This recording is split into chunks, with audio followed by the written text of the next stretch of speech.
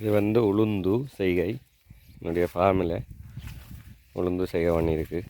இன்னும் ஒரு மாதம் இருக்குது அறுவடை செய்கிறதுக்கு. இப்போ முதலாவது பூ பூத்து காய்க்குது. இதுக்கு முதலாவது பூ பூத்து காய்க்குது.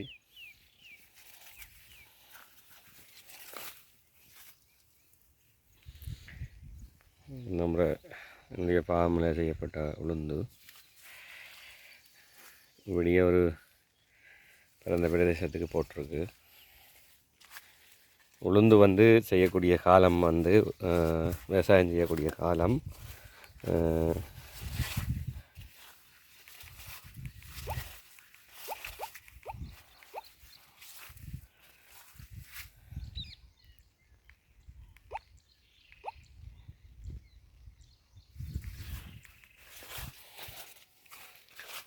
உளுந்து வந்து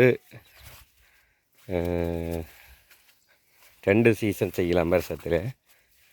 10ஆம் மாதத்துலேருந்து 10ஆம் மாதம் செய்தால் அது வந்து தையுக்கு வந்து வீடு அறுவடை செய்யலாம். அதோடு வந்து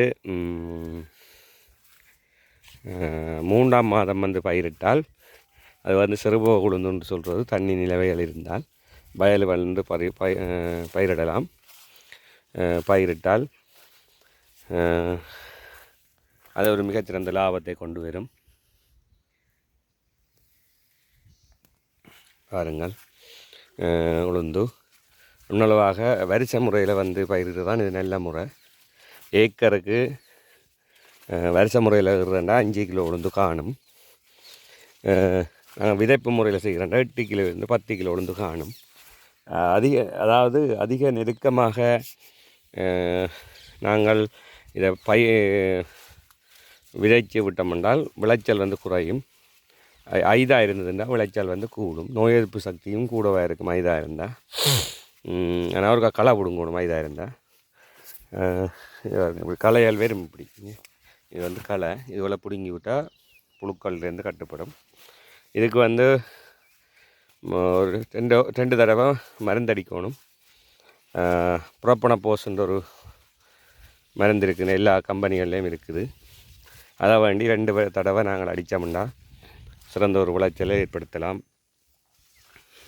நாங்கள் அகண்ட பிரதேசத்தில் இருக்குது செய்க. என்னுடைய ஃபார்மில் இருக்குது. ஒரு சிறந்த ஒரு செய்க. மீண்டும் ஒரு வீடியோவில் சந்திக்கும் வரை விடைபெறுகிறேன். நன்றி, வணக்கம்.